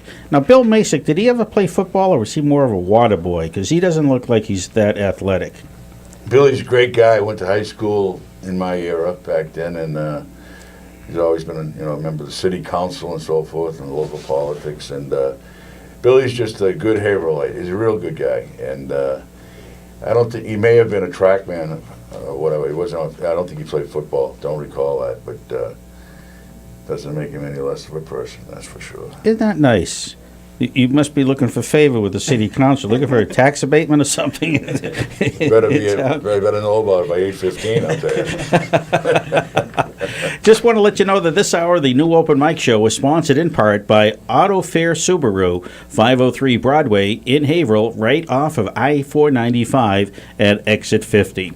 So if you need a vehicle, go by those folks and see them. They have a ton of vehicles out there. Auto Fair Subaru, and again, hats off to them. And put your hat back on. I mean, he looks so good with that cowboy hat on. Isn't he good? So hats off and hats on to Auto Fair Subaru. Again, I want to thank those folks. This hour, they're sponsoring the new Open Mic Show. So the season starts off, and how many games do they play during the course of the year? They've got 11 games. Yep. We'll have 11 broadcasts, and they start off September 7th, as we said, at St. John's Prep, and that'll be a good take. That'll be a great game. And with Tommy's knowledge of the personnel, having coached some of these young men thus far, this is just a thrill to get back on Haverhill football back on the air. And I tip my hat to Tim, Coco, and all the people here at WHAV because of the fact that, they believe in the local community and they believe in supporting the local school athletes and the schools, because it's such an important, time of their life. I remember playing, and the games were on the radio. It was a big thing for us, like that. It was a big thing, and you're down in the field and you're warming up, and you watch you look up at the booth, and you can see them opening the windows. They get the mics outside and hung outside, and you're thinking to yourself, oh, they're getting ready for a good ball game, and the fans are getting into it, and they put their banner out and so forth. Now it's the real deal. So it was a big thrill. And Bill Pike, who broadcast all our games back then, the late Bill Pike, who I got a chance to work with for many years, good friend, and he was aces in the booth. He was fantastic. He was a great announcer, and he was a great member of the city council for many years. So it must have been exciting for you when after the game or whatever, the next day or two afterwards, when somebody come up and say, geez, I heard your name mentioned on the radio the other night in the football game. That must have been pretty exciting, especially when they say, did that tackle hurt? Yeah, well, the recognition was, you always accepted it because of the fact that you're happy that people were listening. Right. And we had some good clubs back then. We had some great players, and it's time goes by fast. And it sure does. Yeah, life is a snapshot, as they say. And it was a great period of my life, and WHAV made it even better. Well, Tim Coco does a lot of great things. Tim eats, drinks, and sleeps, Haverhill. And it's obvious. You take a look at the website, you look at the programming. He's allowed to, this open mic show with Bill Masick. And Bill talks a lot of politics, Haverhill politics. Right. And the show has had on almost every congressional person that's running for the 3rd Congressional District. And we just had Geoff Diehl on that's running for Senate on the Republican side. And if he prevails, he'll be going up against Elizabeth Warren. So there's very, very informative stuff going on here at WHAV. Bill Pike used to do the open mic. And way back, I was probably in the 7th or 8th grade. They used to be on at noontime to 1 o'clock, and I think they're on at night as well. So there were a lot of things being talked about back then as far as the local flavor of news and politics and what have you. And it was a very popular show, and as it still is. It is. 978-374-1900. If you have any questions for our guest, if you want to talk about Hillies football, it's going to be heard live here in WHAV 97.9 FM. Now, there's going to be any video coverage at all? Can you watch it on any local access channel? Well, the local cable does cover the games, but they're broadcast a couple of days later, which is, fine because of the fact that Well, now, will they use your voices, or do they have their own talent? I know that when I was playing, there was, they had their own broadcasters for the games. But like Paul said, they were broadcasted a few days after. It wasn't a live coverage. Yeah. The only live coverage will be on HAV. But the fact of the matter is, if they asked us to broadcast, simulcast, so to speak, but I don't think they could afford Tommy. Tommy is getting the big bucks. Yeah, he's already wearing the cowboy hat. Oh yeah, he's moved right in center stage. Yeah, he's got it all going for him. Yeah. Now, do you have any aspirations to go on, future broadcasts to maybe make it to Monday Night Football? Oh, that would be great. It's actually funny though. I'm a big fan of 98.5, the Sports Hub. So I've always joked about how this is going to be my pathway into having my own show on that radio station. But no, I'm really just looking forward to working with Paul, and it's great to be able to go get involved with the football team again. So that's really just what I'm here for.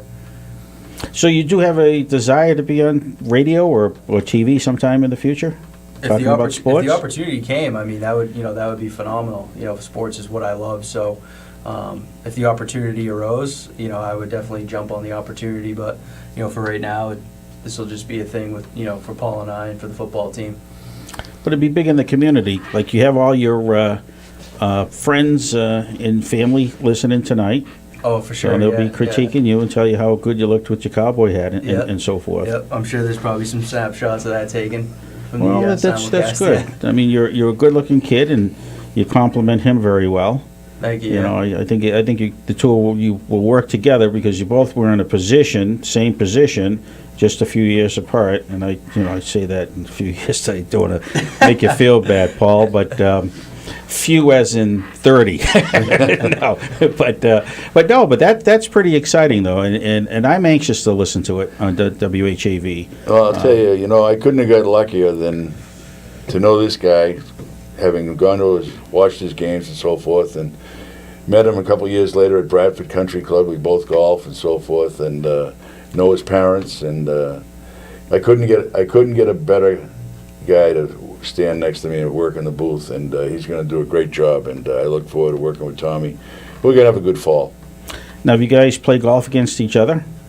I don't think we've ever played against each other. I don't think so. I'd have to give him a few strokes, though, I think. Is he that bad? He said he's the favorite for the Senior Club Championship this week. Is that right? Self-proclaimed, anyways, yeah. Now, when the senior clubs play, Paul, are they allowed to have walkers on the course? Bill, you are a beauty. What kind of car do you have outside? The green one. Okay.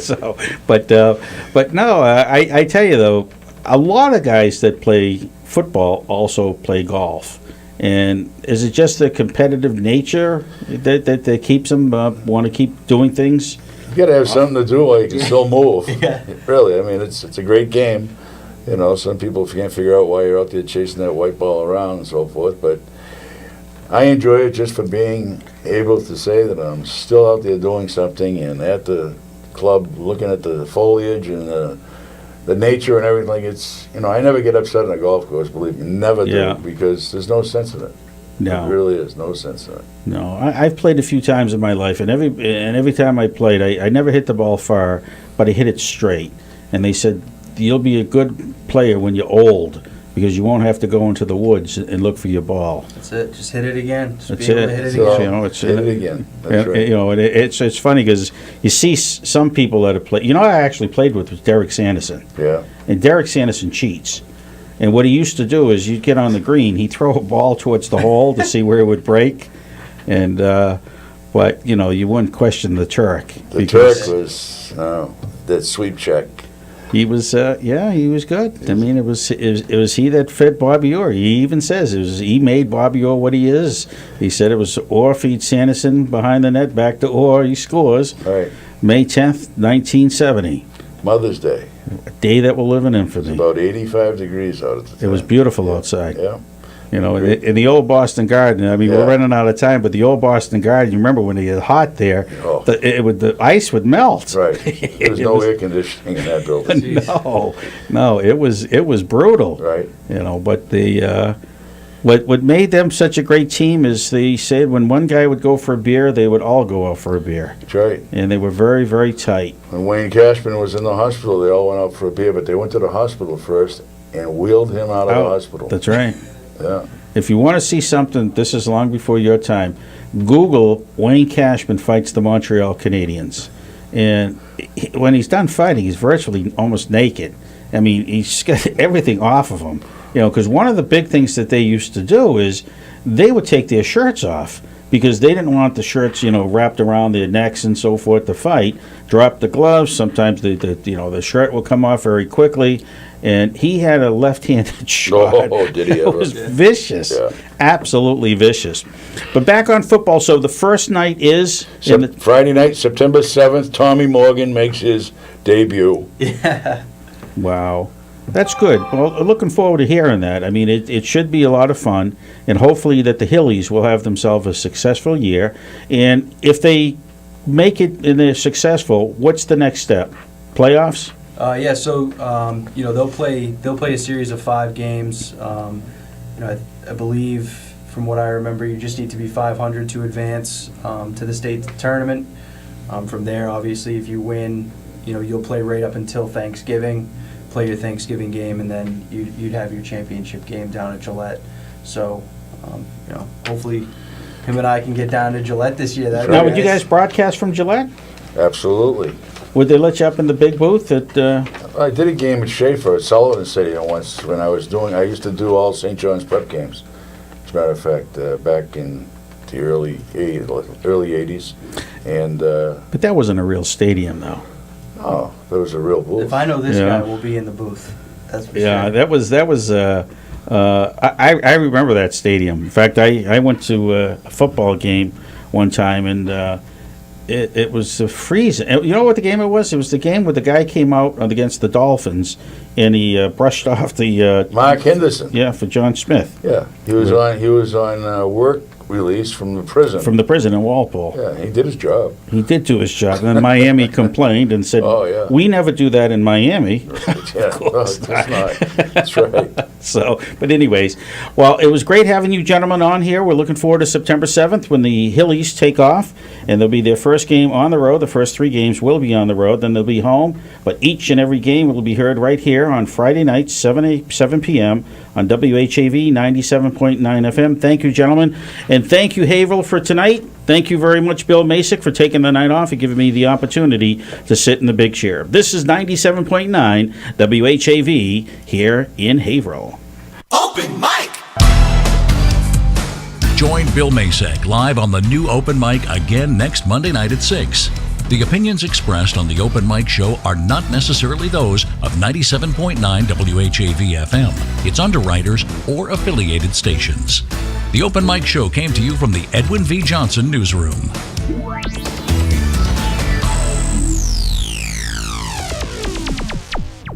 It's 8:01.